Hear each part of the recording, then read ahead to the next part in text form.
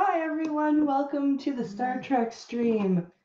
And with me tonight are my usual suspects, Skep Tock, the One-Ton Hammer, and Polydub. Say hi everyone. Hi Hello. everyone. I'm just, bear with me guys, I am feeling kind of sick, but I have been NyQuil'd, so I'm good. And tonight we're going to talk about the pilot episode of Enterprise. And this is actually the one series that I do not know all of the episodes by title. I've only watched, I'm up to episode 4 of season 1 right now because, oh dear, I hope Polydub will come back. Anyway, I'm on episode 4 right now. I was watching a little bit more past the pilot just so I could get a bit more information. So we're talking about the pilot episode Broken Bow, and it's Enterprise is a prequel to all of the series. It's about, I think it says 100 years after First Contact. Real quick before we carry on, I'm just going to say hi to everyone who's in chat so far. Cult of Krill, who says, damn those Klingons in cornfields. Which is it's a shout out to the in very, very beginning scene of Enterprise. Well, not the very beginning, sorry. The scene just after the intro. Hog Silk, hi, and Chadwick. Hi, nice to see you guys. So, yeah, it's a prequel to all of the other series. Takes place 100 years after First Contact, and when the pilot opens, we haven't even left the solar system. So the this is truly the Enterprise's maiden voyage out into the great unknowns of space. So I guess I'll just throw it open. You guys, what are your thoughts on the pilot of Enterprise? Well, I think we're going to be very fortunate to be at that level of technology in 2121. I agree. And even in 2151, which is, I guess, when this episode takes place, which is 30 years after the painful sequence of the young John Archer with his father and the dopey model of the spaceship, of the model spaceship that he's flying with his father, where they couldn't even do decent special effects for. And those of you who are perceptive there in chat may be thinking to yourself, hey, Skep didn't like this episode very much, and you'd be right. This is the beginning of a disaster, and it doesn't get any better from here. And I love it that they have a Klingon named Klang. You know, yeah, they could have. A Klingon named Klang walks into a bar. It sounds like a joke. Yeah, they could have picked a better name for Klingon than Klang. Really? You know, and he just happens to to crash his ship in Broken Bow, Oklahoma, and kills the two guys, the two Sulbans who are after him, and gets wounded by the farmer, and then has to be taken back. That's basically the setup that we get to watch. And then the intrigue is introduced with the Vulcans strangely wanting to withhold information from the Earthlings, like they have for 100 years, for no damn good reason that I can see is justified through the series. This is just my opinion. What do you think, Hammer? Did you like it as much as I did? It's a slow show. There's no two ways about that. I'm not sure if the initial special effects were designed to be something that Industrial Light and Magic was intended to do in the first place. It was supposed to look a little hokey. Yeah. So I think that was intentional. Really? But Yeah, I don't get the motivation for that, but I mean, it was a child's toy, a grav toy. It wasn't something that was, by the time Next Generation comes around, they have gravity assisted stuff straightened out. But to me, that at that point, it was just, the greeting cards that came out with little chips when they first started doing that kind of stuff were really cheap and cheesy. Now they actually have a little bit of memory to them, and they sound okay. But the original ones were crap, and I think this is kind of what this is supposed to resemble, is that this is the beginning of the technology. It's really what most of the intro of the show is about. This is the beginning. Okay. So. I know Polly thinks Enterprise is a very underrated show. I do. I think Polly is probably the one person here who really, really likes Enterprise. What do you think is underrated about the show, Polly?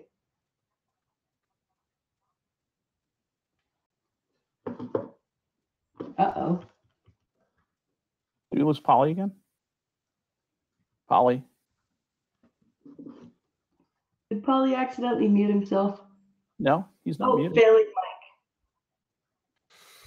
mic. Okay. It's all good, Polly. No worries. It's frustrating because there are points in the show where you're like, okay, this could be good, and then they do something else, and you're like, no. But I don't understand why the Vulcans. I don't understand the writing, the plot of having the Vulcans think humans are so not ready to be out in the great vastness of space. Like, why, if that were true, why would they even bother with us when we've discovered warp drive? Right. For being absolutely logical people, they have this strange superiority complex that has to be emotional, ego-based in nature, therefore emotionally based in nature. It just doesn't ring true with me. So I don't know. I didn't understand what the motivation of the Vulcans was. And the other thing that bothered me, I told you before, is Dr. Phlox appears to be a psychotic. Oh, yeah. He's a wacko. He's laughing and saying joyful stuff for no reason. Those kinds of people scare me. Or there's a scene in the second episode, not the pilot, not the second part of the pilot, but in the actual second episode of the show, right, where they're talking. Dr. Phlox is talking. I can't remember who he's talking to, but they're in the mess hall, and he's like, I've observed human behavior, and crewman so and so and crewman so and so over there. I think they're about to mate. Do you think they'll let me watch? It's like, what? Hey, Polly. Damn it. You're back. Still not working. So why do you think Enterprise is underrated? Oh, his mic is really not working. He just dropped out again. Okay. He is having some technical issues. Wow. So, anyway, so I decided, well, there's something wrong with my attitude here. I've got to find something that's good about the show. And so I wanted to like the opening credits. Yeah. But they have this guy singing. And he's singing like a bad John Cougar Mellencamp. See, I said it was like Bryan Adams. Oh, actually, that's better than it is. It does say, it does sound like Bryan Adams. Really, and I literally, when I turned on the show and was watching, and the intro came on, I shouted no at my television and hit the skip intro button. That wasn't supposed to be the intro, by the way. Oh, what? No? No. I wonder why they chose it. They chose it because they didn't have anything last minute, because they were in negotiations for U2's Beautiful Day. Oh. As the intro to the show. And at the last minute, U2 said, no. So they had to come up with something. I don't think I would have liked that either. Well, certainly better than what they got. I'll tell you that. True. But what I did was I took the video and I played Beautiful Day in front of it. And oh my God, it's so much better. Oh, is it? Oh, yeah. Oh, yeah. As a matter of fact, I was considering at one point taking all of my Enterprise, because I have them all digital on my NAS drive, and replacing the audio on the intro. So it was all Beautiful Day instead. I considered it. Yeah, no, because I was expecting this really cool instrumental thing, right? Like all Star Trek. And then they get Bryan Adams as doppelganger, and I'm like, doppelganger, what? Perfect.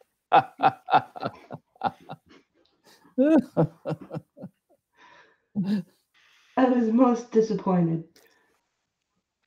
Oh my.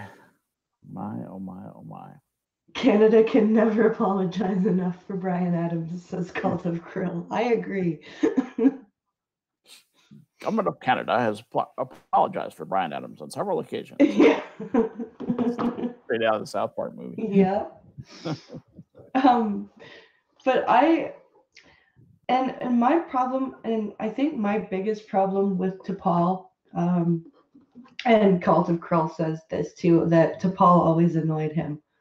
And I think my problem with T'Pol is the actress who plays her.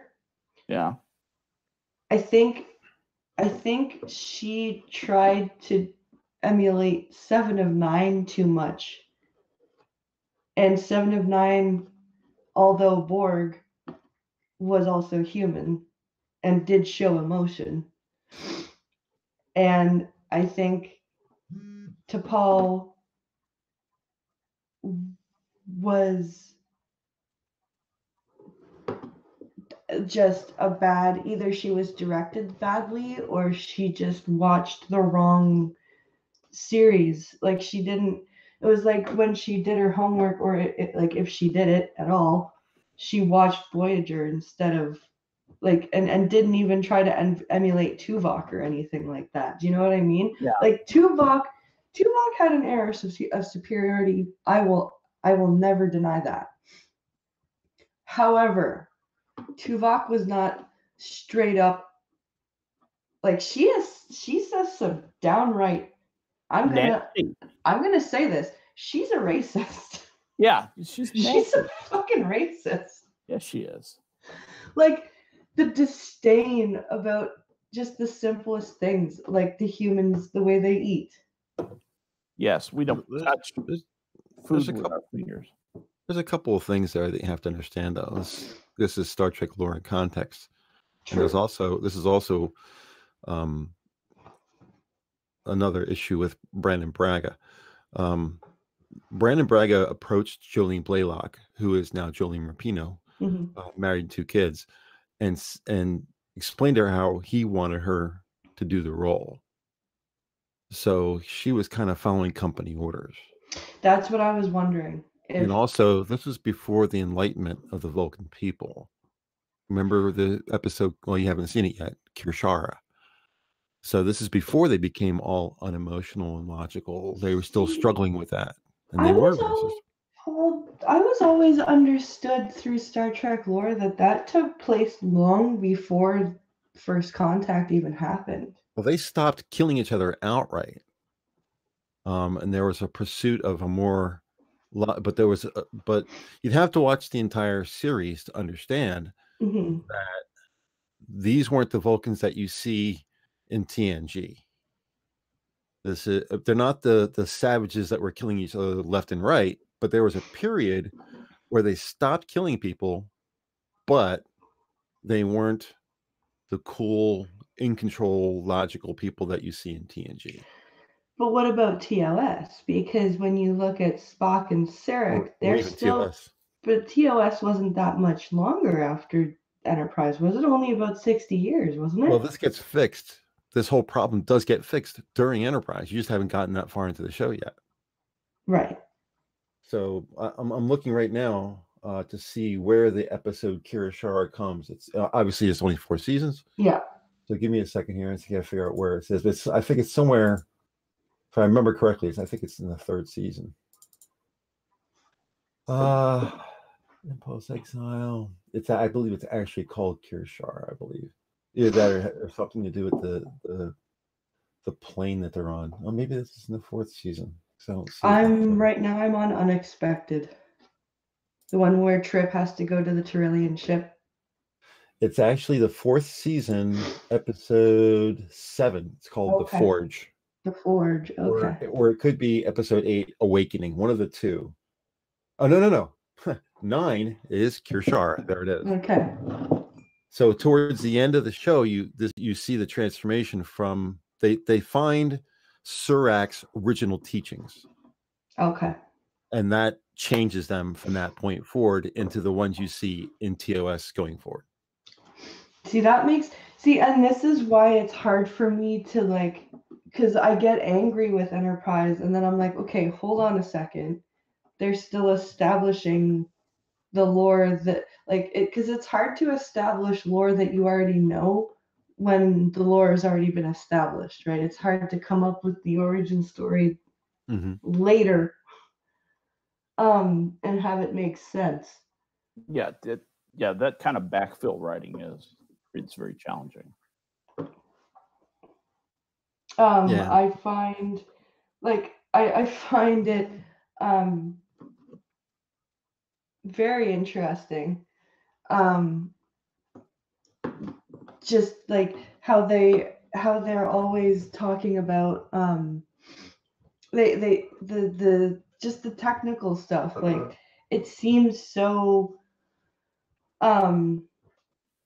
it seems like they've been doing this. It seems like the writing was trying not to be too technical. Do you know what I mean? Because of how young, if you want to put it that way, the spacefaring expedition actually was.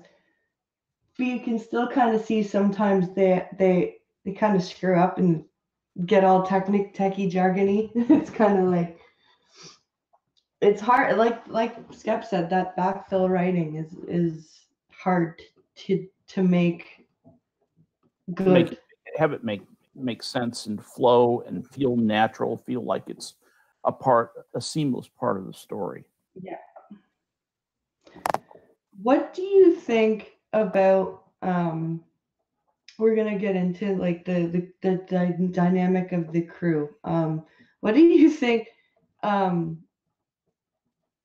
despite how young Starfleet is, do you think Captain Archer acts like a captain?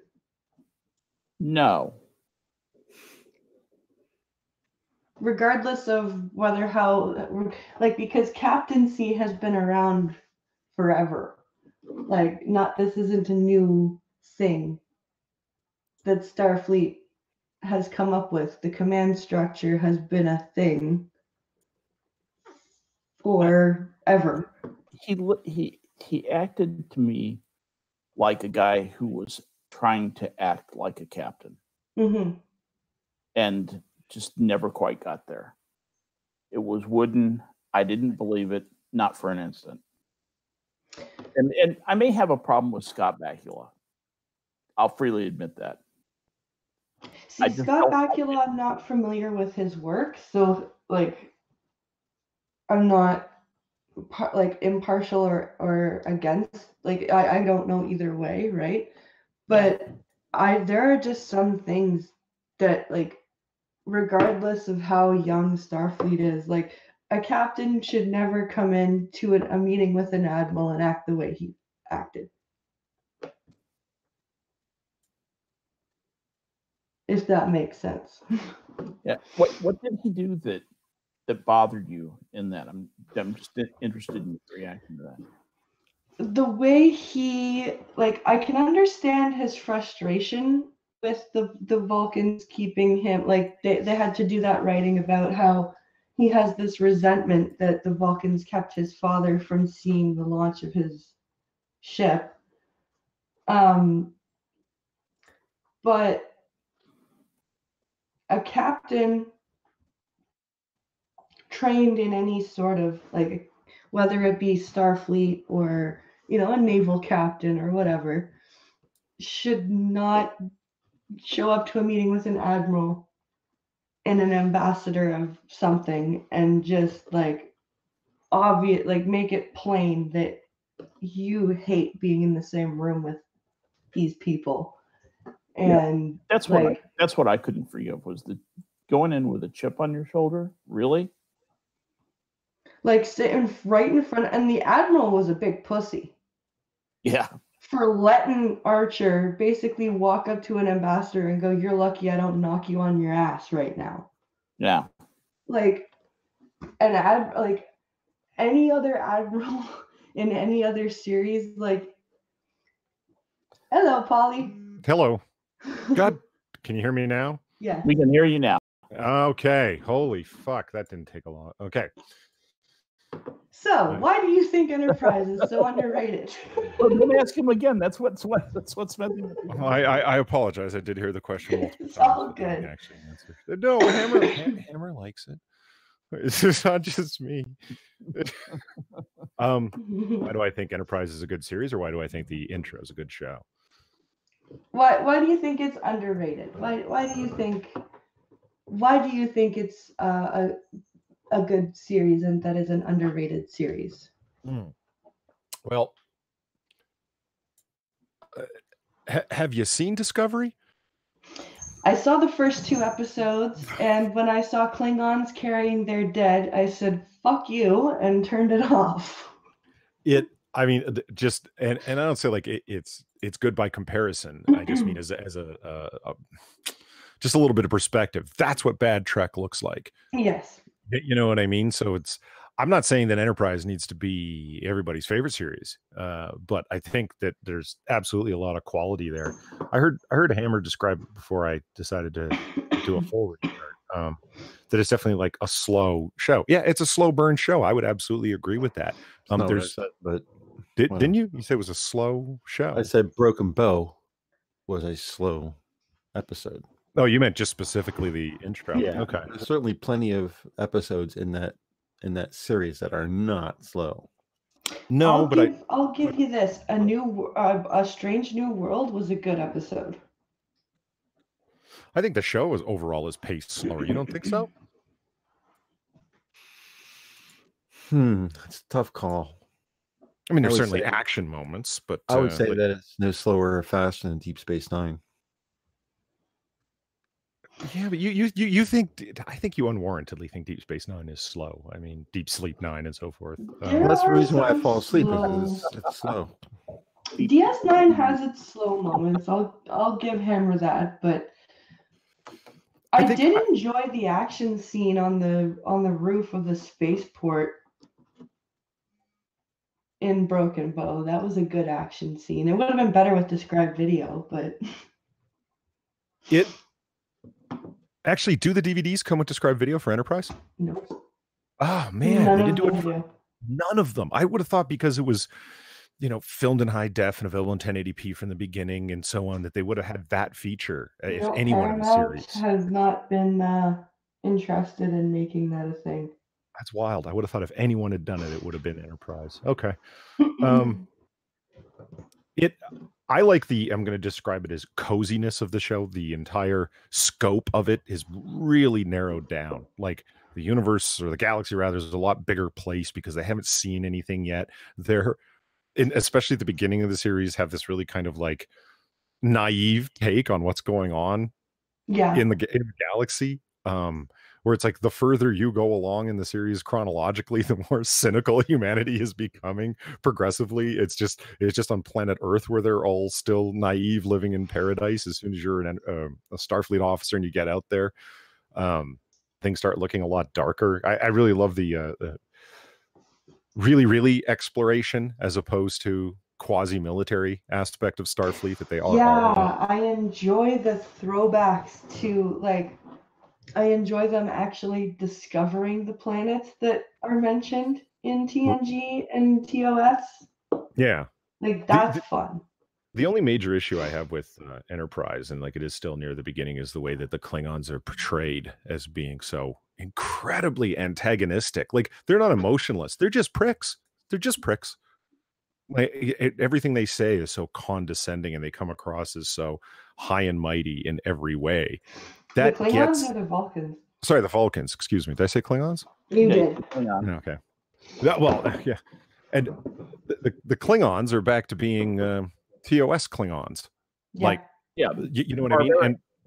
And by the time of season 3, spoilers ahead, all of that is explained. Like, why is it the Vulcans are like this? Why is it the Klingons are like this? And they successfully write that all in, and it's really well done. And a shame that it was canceled after season 4 when the promise of how awesome Enterprise could be was finally fulfilled, in my opinion. Yeah, I decided to carry on past Broken Bow so I could get a bit more things to talk about for tonight. And I got up to I'm about 50 or 10 minutes into Unexpected. Which one's That's the Unexpected? 4th episode of season 1 where Trip has to go fix the Tyrellian ship. Oh yeah. And I hear and it's awesome when you hear, like, as a big nerd of like TNG and TOS and stuff like that, when you hear in the description Trip goes to a Tyrellian ship, and if you know your lore, you're like, oh fuck. He's done. You know what I mean? Like, he's gonna get sick. Because wasn't it the Tyrellians who were the plague people? It was in not Angel 1. What was the name of that episode? Haven.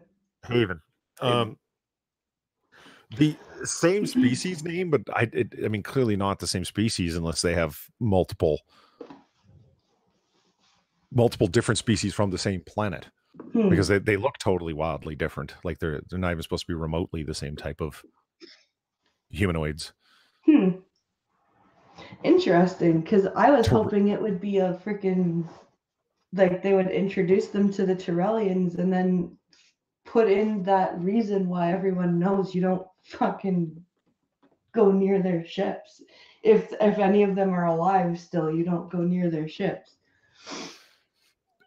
Yeah, they kind of would have been like lepers.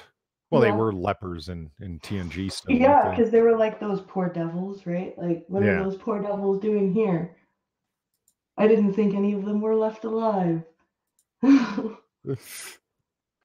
So the what do you guys like? I heard Skep's that he didn't enjoy it. What particularly is it you didn't like in terms of like the general vibe of the show? Like, I mean, I heard you say that you didn't like the special effects on his toy. Fair enough. They weren't the best. That's a nit. To tell you the truth, I didn't like the attitude of the Vulcans. I didn't understand it, and there were some things that weren't well enough explained for an origin story. I wanted more explanation than what I got. The other thing was, I don't like Scott Bakula. I don't like him. Oh, well, Jesus Christ, man. He's awesome. That's too bad. One man's awesome is another man's trash, Yeah. And that's part of it. I don't think he can act. I think he's wooden. I think he's doesn't carry the part at all. I didn't believe any part of it, and that kind of cascaded down to a lot of the other actors. In his dealings with them, I don't think they were responding very well with him. The Vulcan lady, her attitude was so monotonically bad. I just wanted to slap her around. Say, what the hell is your problem? You've got some kind of ego emotional problem, and you need to square it away, lady. So that didn't make any sense to me. I know I sound like Debbie Downer on this. I hate to sound so completely negative, and I was really trying to find some things that I liked, and I liked the intro. If you turn down the sound, if you mute the sound, the intro was good. So I did like that. I found, like I said, there were some things that I liked. Like, I think Broken Bow kind of really, as a standalone episode, had I not told myself to watch more episodes after that, I probably would have gone, this is stupid. I'm not watching Enterprise anymore. Because Broken Bow, probably because it was a pilot and they were trying to get established,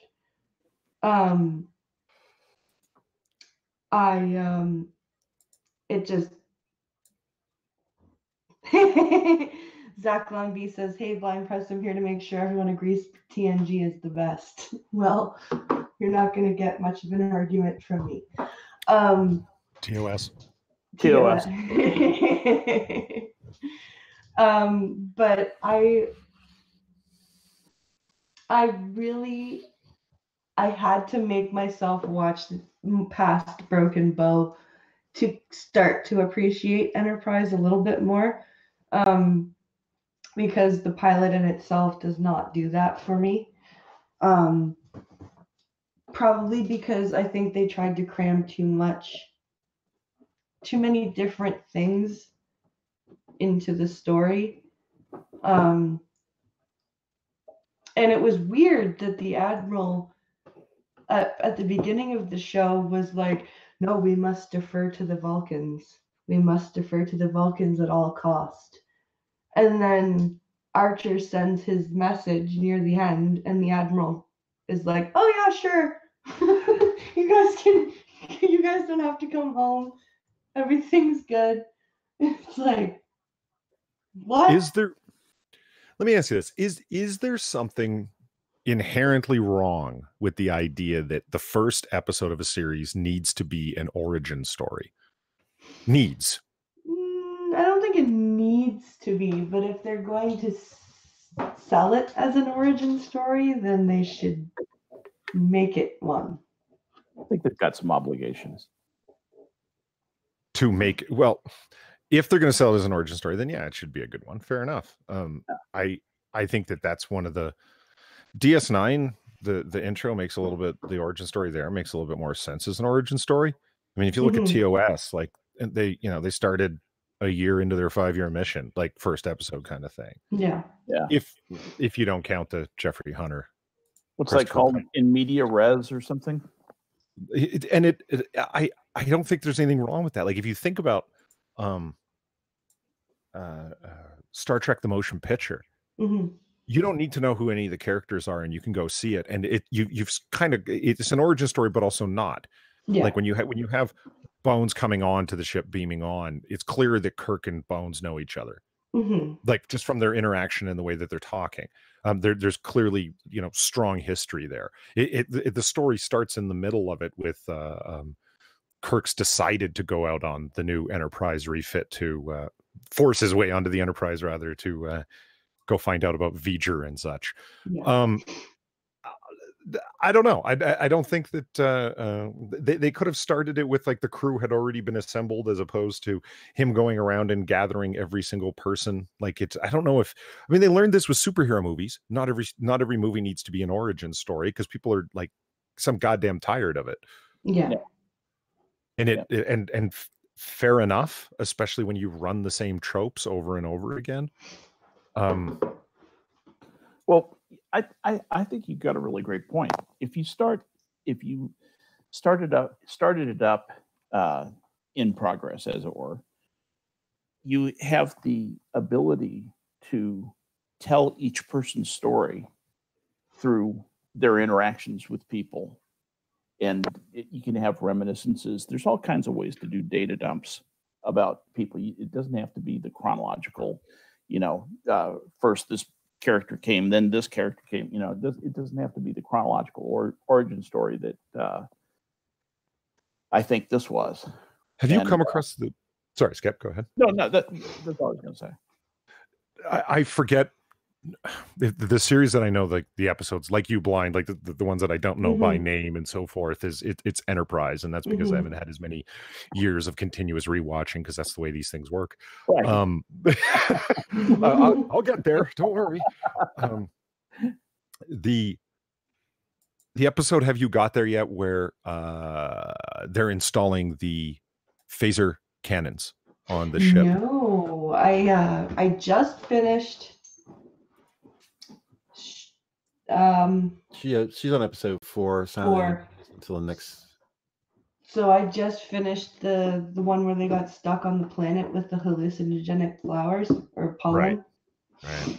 I'm just like that as just like a story example, in my opinion, would have been a better place to start, like hypothetically speaking, because it's through the story you find out that they're already out in space, that they launched without installing everything, and now they have a reason to do it, and they don't want to have to turn around, and there's lots of character interaction. Like, it's a great standalone episode, don't get me wrong, it's not an enemy, I really dig it, but that kind of idea, like starting in progress, might have been a better place to have gone, because you have Archer saying all these things like we're making history with every mile, we're exploring new space, and then all of a sudden there's enemies out in space that they didn't expect to encounter, and they're not prepared. Like, that's a lot more new, dangerous territory, and still exploring new worlds and meeting alien species. That would have been more Trek to me than the whole.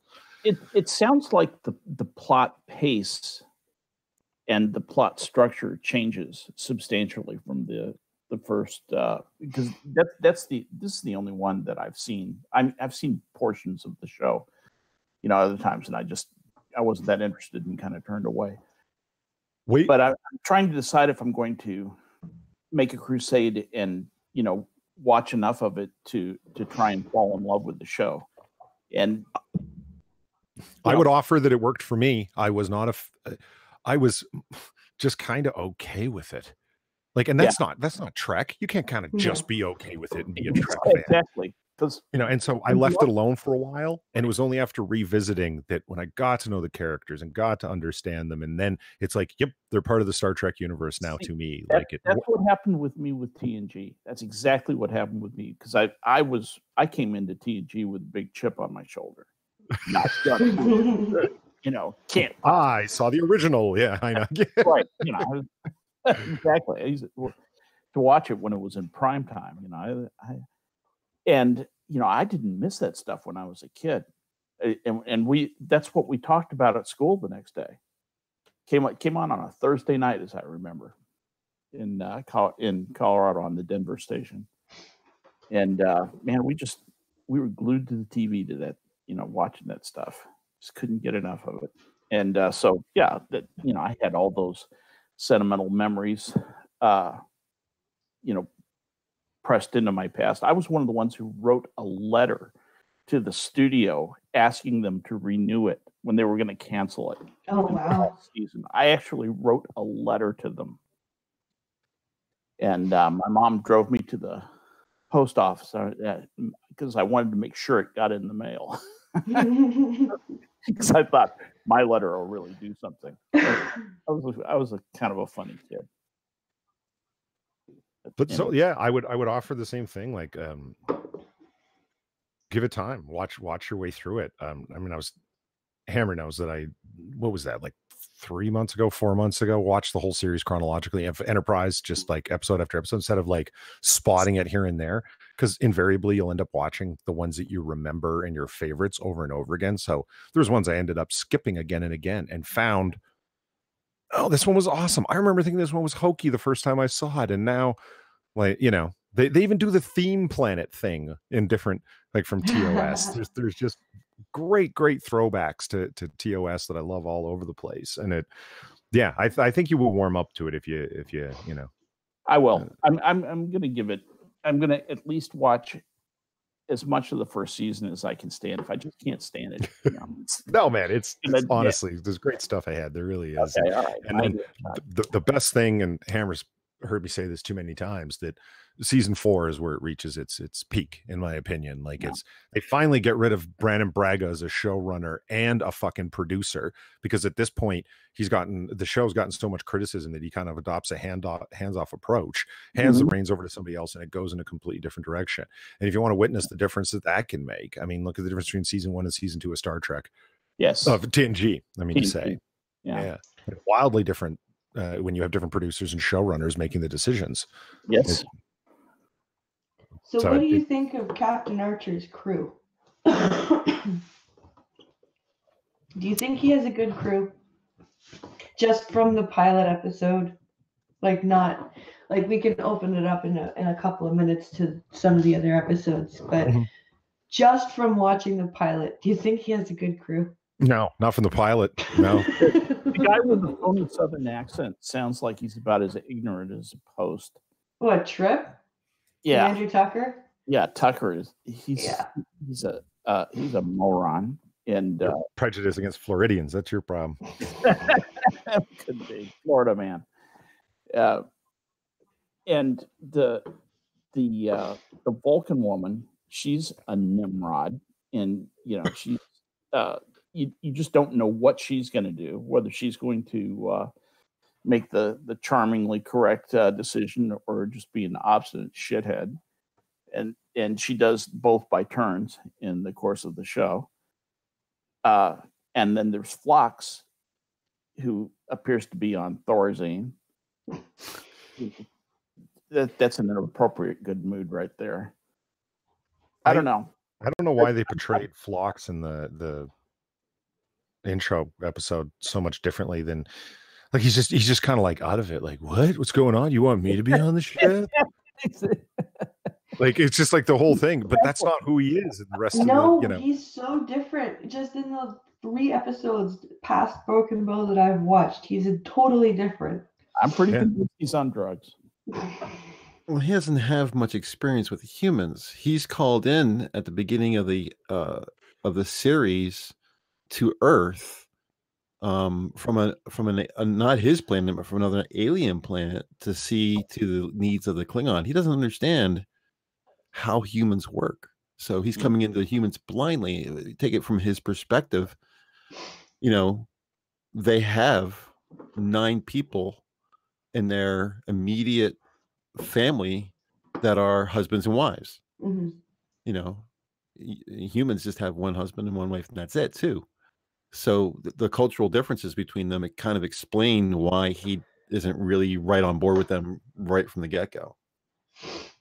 Yeah, there's a scene in, I think it's the 2nd episode of the show where Phlox is like, Crewman Bennett and Crewman, I can't remember the other name, they look like they're about to mate.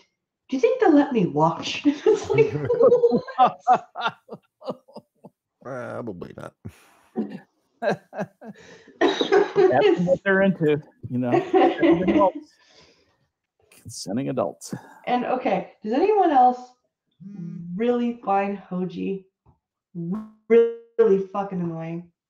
No, she's fine. She gets maybe I'll like her better as the show goes on, but I think you will. In the first 2 episodes or first couple episodes, I'm like, why did you say that you would come on this assignment? Like, you are totally the nerd who's like, yes, I can totally go on safari. I've read about it. You know what I mean? Like, if anything, I would have liked some more. Like, she's supposed to be this almost an idiot savant with languages. I would have liked to have seen her be like, has some really quirky elements to her personality, not just to not have space legs, which is part of the thing. I'm not a spacefaring person, and she has to like develop her space legs. Captain, can I switch quarters? The stars are going the wrong way. Fuck you. I would have loved it if she had like but like people that are really, really smart tend to be really, really bizarre at the same time. Seems to go with the territory generally, And they could have made her into more of a Barclay type. Yeah, that's a great character. Like, I wouldn't want her like Barkley, because man, he was way out in left field up in the bleachers somewhere. But I would have liked if she had some really bizarre, quirky elements to her personality of some sort. You got to be kind of careful too that you don't say, okay, I watched TNG, I love TNG, they had some great ideas, let's take their great ideas and put it on this show. No, I don't mean that she should have been exactly like Barclay. I just think maybe they could have come up with better quirks than the that's stars. A fair point. Oh, yeah, no. I can see what you mean, Hammer. What do you think that they transplanted from other Star Trek that they shouldn't have? What do you think they should have left? Vulcan first officer was a mistake. Okay. Should have done it. Okay. At least not immediately. It shouldn't have been a Vulcan on the show immediately. The Enterprise should have run into some issues with other species, and Archer would have, come back with the ship beat up or something like that, and the Vulcans should have said, "Look, you're going to need our help. I mean, for as much as you hate this, you're going to need our help. Let's just put a science officer on here and see if we can give you a hand," kind of deal. Yeah. That's where it should have gone. It's an origin thing. I was thinking that one of the things they could have done, instead of having multi-racial, so to speak, and in time human race versus Vulcans versus others, they could have had like basically blonde surfers, a crew of blonde surfers, basically, and just have them be very average human beings who had no contact with aliens, and then make a lot of hay out of the contact with aliens. I think you could spin a lot of plot out of that, out of humans having first contact with multiple alien cultures, as opposed to kind of having spoiled their virginity by already knowing the Vulcans. And their first, the Vulcans could have been a very interesting. That could have been a whole season worth of stuff right there. A friend of mine, he made an interesting point. It wasn't something that annoyed me, but it drove him crazy. The trope of all they did was rename things where the shields are at 80%, Captain. The shields are at 50%, Captain. It's now a blade of armor is at the whole polarization is now at 50%, Captain, because it just renamed things, and that bugs me. It was like the same spaceship battle tropes and the same problems that they would have, and it's like, instead of having they have literal torpedoes that have like a little rocket behind them instead of photon torpedoes, but it's the same shtick. And I'm like, I never noticed that. Like I guess I did, but it didn't bother me in any kind of way. It's like how many different phasers or phase pistols. Yeah. And there's stun and kill. Oh, okay. Just like TOS. I didn't really find it very bothersome. I would have liked it if they would have made like some funny references to it. Like, these are the new phase pistols, Captain, and we don't have to burn a hole straight through somebody and cauterize them at the same time anymore. Yeah. We can just stun them. Yeah, exactly. That would have been funny. Now we can actually use these things when we don't want to like burn someone in half. It's great. Oh, W.R. Costin says, I found Hoshi to be more annoying as the show went on. Oh, interesting. I found her more endearing as the show went on. I found her kind of boring. At the beginning, she's just kind of a ho-hum character at the beginning. Yeah. Just not really much to her, but we'll see. On your recommendation, I'm going to give this a chance. I'm going to give it 6 episodes at least. And, Hammer and I hashed out not too long ago. It's like, now wait a minute. How do you end up being a bridge officer? And remember, Hammer, and the whole conversation was around Hoshi because she's like Ensign Sato. And why is it that she's only an ensign, but she's in charge of communications and all of this stuff? There's an interesting backstory that comes out. We were able to come to agreement and explain all that. At the end, it all made sense. Yeah, it did. But we kind of had to sort of hash it out. Like, it didn't really make sense. How could you be in the position she's in, but still only be Ensign Sato? And it's like, actually, it makes perfect sense when you think about it. Yeah. Well, how was Harry Kim in charge of ops, but only an ensign? Okay. Harry Kim sucks in every way. There's no. Well, a friend of mine, she's Asian. She said, I love Sato because she breaks the Harry Kim Asians must suck on Star Trek thing. And I'm like, okay, fair enough, I guess. Of course, she doesn't watch whatchamacallit, STD, so she doesn't have any opinions on Michelle Yeoh. But seriously, who's watching STD? I'm not.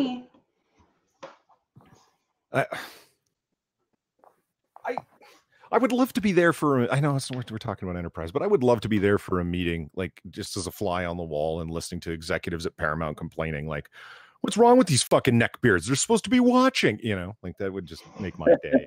What's wrong with these straight white men? How can they not appreciate this? Yeah, it's just like, we made this show. It's got explosions and CGI. Why aren't they watching? We called it Star Trek. And well, you know, hey. Did you guys hear that they're thinking of doing a spin-off with Michelle Yeoh from STD? No. Yeah. Really? Yikes. Yeah, it's already in pre-production. Well, that's sure taking a creative chance, isn't it? You kind of hear the desperation in the announcements of what's coming for season 2 of Discovery. That I can imagine. You know, it's like, oh, we're gonna have Spock, and we're gonna like, you know, you hear the frightened desperation in the suggestions, right? We're gonna incorporate more from what you know of the Star Trek universe, and it's like, yeah, well, the squeaking network executives one step ahead of the bankers. I think they missed out on the exact thing that Hammer's wants to avoid by saying transplanting something from Next Generation. I think they're taking the exact wrong cue off of the lack of success of Discovery, taking the exact wrong message. It's like, oh, well, so we just need to like take things from original Star Trek and throw it in there. And it's like, no, you don't. You're just, you couldn't Just have kill it. Yeah, you couldn't have misunderstood the dissatisfaction worse. You know, and we don't want the same stories. We just want good ones. And you had no story. You had explosions and dumb characters. Cult of Krill says CBS is going to destroy the Picard character. I'm terrified for that spinoff. Shh, we don't talk about that. I want it to be good so badly. We all do, but let's just let it be. There is not we can do. I'm worried for what they're going to do. I'm worried for what they're going to do with Spock, because I saw what the JJ universe did with Spock, turned him into a raging maniac, punching Khan in the face while screaming, "Die, you motherfucker!" I mean, he did, but he might as well have. And it was so easy for Kirk to get Spock to punch him out in the first in Trek 2009. It's like, really, you just got to pull out Spock's mama and he'll punch you in the face? Are you serious? I mean, look how far Kirk had to go. You should be, and you've got the gall to make love to that girl. Remember when he's trying to piss him off on the? You should be sitting on a toadstool. Like, he had to just really dig into him. And... He did. Schoolyard insult. What's that? Schoolyard insult. Yeah. So, okay, what did you think of Archer Blind? He had his moments. If I'm just going by Broken Bow alone, he's a shit captain. He gets himself nearly killed on his very first fucking mission. And then the Vulcan person who he himself is trying to prove that he can do this has to take command of the ship. Now, I don't know why he didn't have a first officer before he left. That didn't make any sense to me. I honestly thought Trip was his first officer and chief engineer. That would have made more sense. It would have made sense in terms of like their close relationship, but you know, Skep certainly wouldn't have made sense in terms of the way you run a ship. No, that's true. No.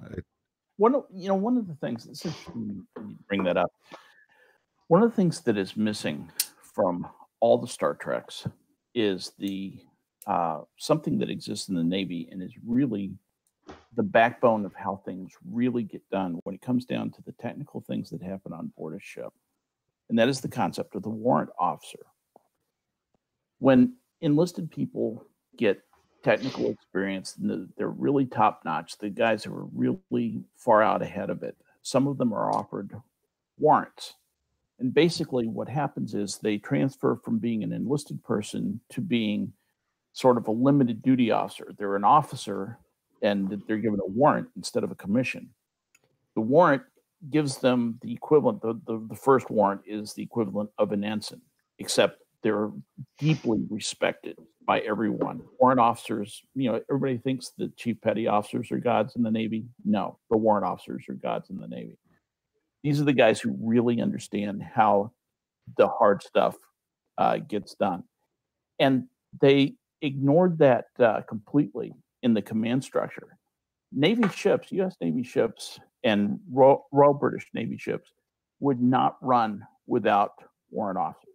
They simply would not get the work done. There's so much expertise, so much ability, so much troubleshooting ability, so much on the fly management of difficult situations that these guys are without parallel. And I'm surprised that they didn't do that, because experts are can be very interesting characters, can be a source of a lot of plot turning things, plot advancement, and just interesting stuff, interesting things you can write about them. But they don't do that. Enlisted people, essentially have very little to do on the ship in terms of the plot, which I think is another mistake. And I take it, obviously I'm coming from the background of somebody who's been on a functioning ship. I think a ship should run a certain way, and I'm probably, overly prejudiced that way. But I've seen the way that works, and I think that they missed the boat not having interesting enlisted personnel and interesting. Missed the boat. That's big missed the ship. In not having these super technical experts on board. The closest one you find is probably Scotty. Scotty would be what they call a CW04 in the Navy, a lieutenant commander, at equivalent rank in warrant, and he would be a super god of engineering. And see, I was going to say O'Brien. O'Brien is probably closer to what you're describing than Scotty, because O'Brien is an enlisted man. Oh, yeah. Isn't it weird to have the ship's second officer as the chief engineer? That would never happen. Because that's Scotty. Yeah. He's third in command of the ship, and he's the chief engineer. That's odd. Like when Spock and Kirk are gone, it's Scotty's in command, and Scotty who has to give the third command order for the destruct when they want to blow it up. And which is strange, because in the Navy, the engineering is a specialty. That's and the guys who are sidelined into that specialty, they rarely get much command experience beyond standing officer of the deck. But then I just think they just tried to radically simplify the command structure on the ship to and I don't mean oversimplify, just try to keep it simple. I mean, they don't even have command duty officers. Right. There's no CDOs. Exactly. Yeah, because on Star Trek, the first officer is the one that does the duty roster. Yeah.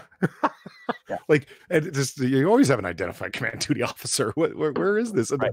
When they needed to shove McDuff in there in that episode of TNG, it's like, oh yeah, let's make him the XO, and it's like, the who? What? Yeah.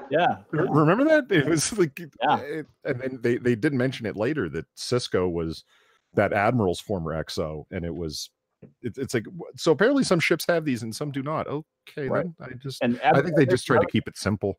Admirals don't have executive officers ever. No, when he was the captain. When he was the captain. Yeah, I'm trying to remember the ship that they were on together, but can't recall it.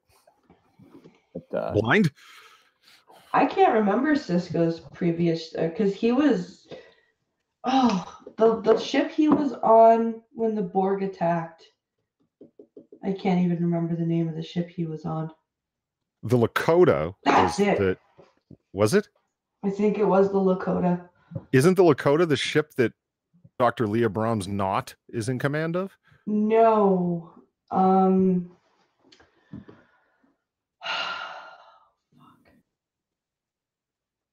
Because if it was the Lakota, I'm frightened at the power of my own nerdery. I think it might be the Lakota. Like, that's just like, I'm actually worried for myself if I was right about that. I think it might be the Lakota. I really do. Let's see. So, Cisco was he was on the Livingston. That was the one at 359, I believe he was the on. Okinawa and the Saratoga. You know what? Maybe it was. There is a ship called the Lakota. Is that Dr. Leah Brown's Knott's ship? I'm in that episode. Maybe. Yeah. That the Admiral sends after the Defiant to stop them from approaching. I'm cheating. I'm going to Memory Alpha. Lakota. Search on Lakota. Oh, Pincalo looked it up. He says it's the Livingston. It is Livingston. Okay, Okay. Good. Okay. I'm not that bad. It's good. What do you think of the security chief of the very first what's his name? Reed? Yes. Malcolm Reed. Yeah. I feel bad for him. But the friend of mine I mentioned that the renaming of certain things but still by the same trope. Oh, Reed just drove him crazy. It's like they put a British guy on there just to be a British guy. Like, I'm surprised that he's not constantly complaining, where's my tea and crumpets? And it's just, I was like, really? It's like, oh, he's so obnoxious and annoying. And are you sure he wasn't thinking of Bashir? I did like that they added elements to his character, but he never ended up getting fleshed out the way a lot of other characters did. Mm-hmm. They kind of shoehorned some intrigue into his past. No spoilers for those of you who haven't seen it yet. And that ends up being pretty cool. I thought it kind of works, but I don't blame the actor. I blame the script for the problems with Malcolm Reed. And for me, it's weird that you don't like Scott Bakula, because that guy is just so fucking likable to me as an actor. So you must have hated Quantum Leap and everything, or just not liked Quantum Leap. I didn't like Quantum Leap, and it was because I think he has a very unexpressive face, and I have had fights with my friends about this to the point where I'm even shy about saying this, because they all like Scott Bakula, and that's fine. He's just not my cup of tea for whatever reason. There's something about his face and demeanor that that's fair enough. What I like, it's like vanilla or chocolate ice cream. What do you like? No, I know. I hear you. I always make the point. It's like you can't convince someone to like green peppers if they don't. I am tired of the argument that Angelina Jolie is not a hot woman and never has been. And people are like, what? And it's like, I'm sorry. It's just, that's the way I feel. Scott Bakula is like just the world's nicest guy. If you ever see him in an interview, I remember watching an interview with him when he talks about, I'm not really as an individual very comfortable with the way that Archer behaves, but that's the character. I don't like how he swears as much as he does. And I'm like, oh yeah, he's a heavy duty cussaholic there, Scott. Yeah. Like he kind of is by TV standards. He's son of a bitch, you bastard, I'm gonna knock you on your ass. Like, so he like TV swears a lot because and he has an anger to him, and he absolutely does. He goes, and that's not me, but that is the character that I'm playing. And I dug that about Archer. You know what? It does grow on you. In the pilot, you're like, what the fuck is your problem? You're supposed to be a captain.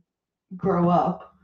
But as it continues, you're like, okay, Archer is he is a captain. He carries himself like a captain. But I think he's the most approachable captain. If you were to rate them on approachability and like,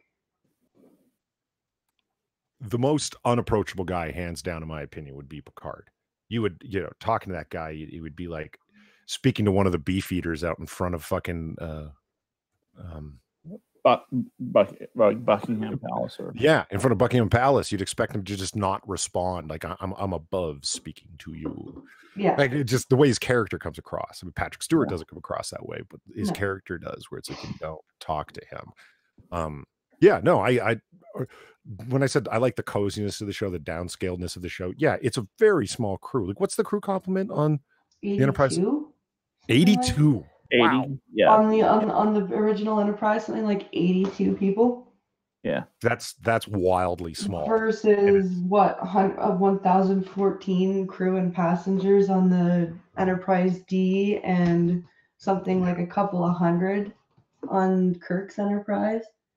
Yeah, and then 170 some odd on Voyager, which Voyager, makes sense yeah. because of the size of the ship. But I just really like that downscaledness, that everybody knew each other, that they have movie night, that they Yeah. Skep, that's part of what I'm saying, that I think you will grow to want to, revisit these characters and what are my friends up to this week, that kind of thing. Yeah. I think you will grow to like them. See, here's the interesting thing about that is that how do you stand watches? Because there's like a rule of 300 in the Navy, and that is that you can't run a full-size ship, a ship of destroyer class or larger, with less than 300 people, because of the different watches that have to be stood, and you have to have at least 3 watch sections, or morale just goes to shit. And that's standing, that's staying on board the ship 1 out of every 3 days. Now, depending on how many stations there are, does that number go down? Like, I understand exactly the point you're making, but like if you had 3 duty shifts and you got a much smaller ship, can that number go lower? Or? Well, it does, but it doesn't go much lower because you have all the same processes. It might be smaller, and there main steam might be 18 inches instead of 36 inches, but somebody still has to be on the boiler watch. Somebody has to be on the engine watch. Okay. And you've got to have enough people to stand those watches. You have to have people to run the helm, run communications, run the nav table, run CICS. There's 4 or 5 posts in CICS that have to be stood. Did you appreciate that the back of the bridge has a navigation station at it? Yes, I did.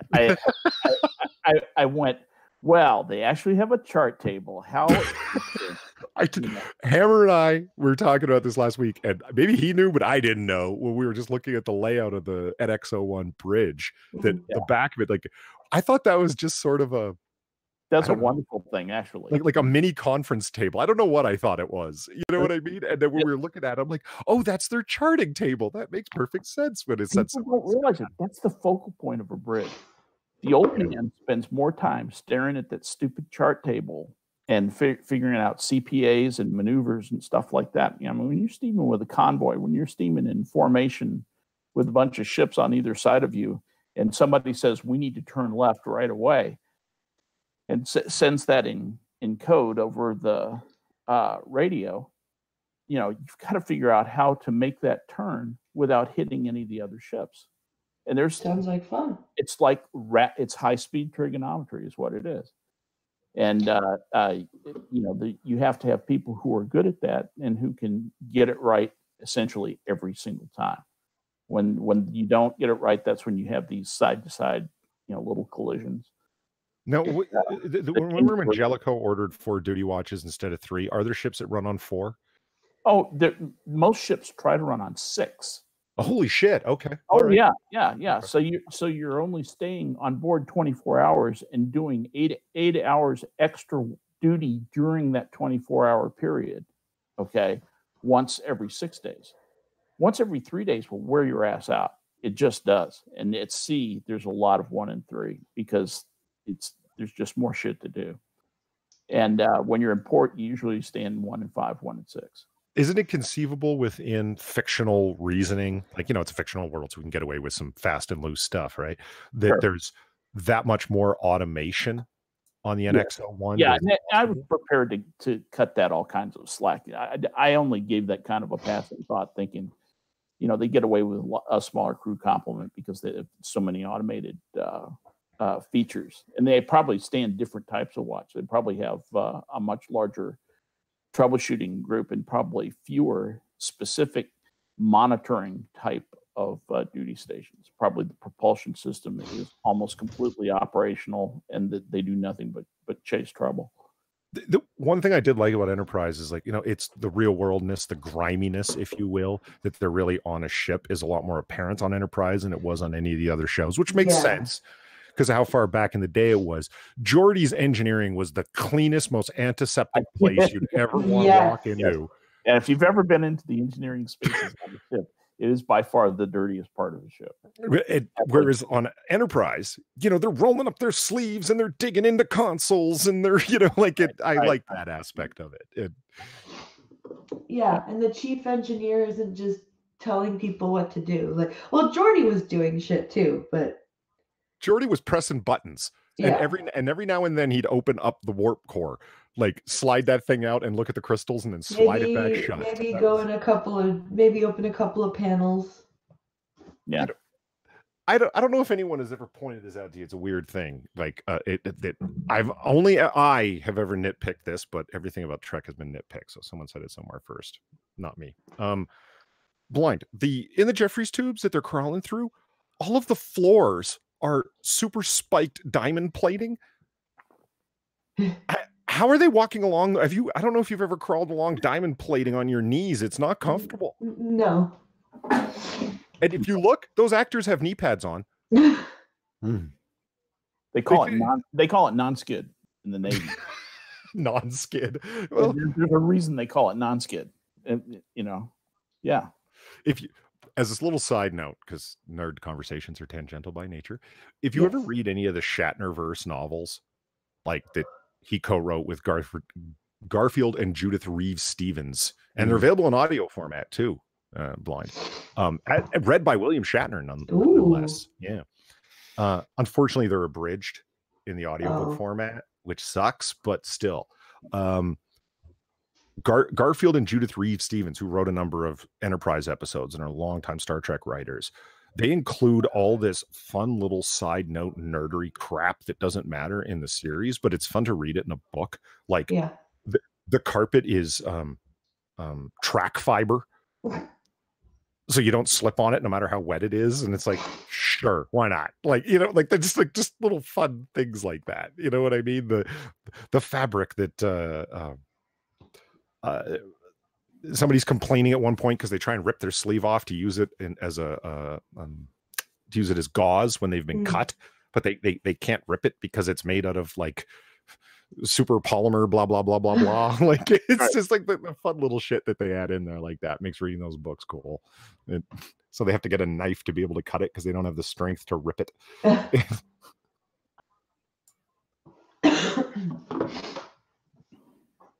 So I will offer this for because the Skep and Blind haven't been through the series. One thing happens in Enterprise that I can't really say happens with many other characters at all. They all absolutely go through an arc, especially Archer, a character arc, I mean to say. They are not the same people by season 4 that they are in season 1. To the point where people that Archer meets in season 1 encounter him later and, "You've changed, Jonathan." Yeah. It's like, well, of course, because he's gone through like living hell in a bunch of circumstances and situations, and he's no longer the bright-eyed explorer. He's a lot more callow youth is gone. Yeah, he's a lot more grizzled because of what he's learned to expect can't happen. I like that idea. That makes me more psyched up to see more now. Yeah, and watch there's something about the athletic older man that I like as a captain. I like that in Kirk, and I like that in Archer as well. He's a mountain climber. He's a runner. He's he can't not run. Like he has to go down like to the ship's gym and exercise every day because he's one of those guys. And it's like, really, a military man who wants to explore, and he's also a highly athletic individual like that. Of course he would be. That makes sense. He's a competitive dude because you wouldn't get to that position unless you were competitive. The service is full of those types of people too. So that rings true. Oh well, guys. I think my voice is just about done for. So I think I'm gonna. How are you feeling? I've got my chest is really tight. I think I've got a chest cold. Ugh. Not in my head at all. It's all in my chest. So it really sucks. Yeah. Pincalo tells us that non-skid was heavy paint with sharp fucking pebbles in it. Yeah, exactly. Yeah, you're not going to skid on that, I wouldn't imagine. That's the truth. So I think I'm I'm gonna wrap it up here because I need to go to bed and Fair enough. get some rest. But thank you guys so much for coming and talking Enterprise with me. I think I'm pretty sure I got to come up with something else to talk about because I'm not touching fucking Discovery. You've run the gamut of series. So I don't know what we can talk about first. I'm thinking of actually reading one of the audiobooks or maybe going on and talking about the movies next. I think I'd like to do the movies. Yeah, movies. I like that idea. Because the movies are fun.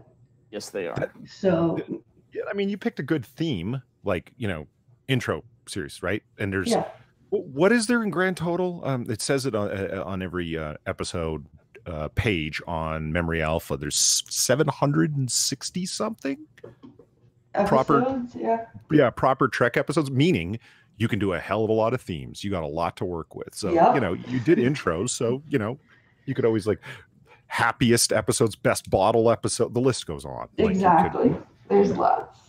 So I'll keep you guys posted on what I choose for the next theme. And thank you guys for being my loyal Trek nerds that come and talk to me Thank you about this. for having us. Thank you for inviting me. I appreciate it. Enjoy your comic book stream. I'm gonna wrap it up, guys, and go to sleep. Thanks, chat, for coming out, and please sure to tune in tomorrow for the blind and the special, where Fincalo and I will bitch at each other, and I'll play some video games. So it'll be fun. Thanks again for coming out, guys. Have a great night, and we'll see you guys tomorrow. Bye, everyone. Bye-bye. Good night, everybody.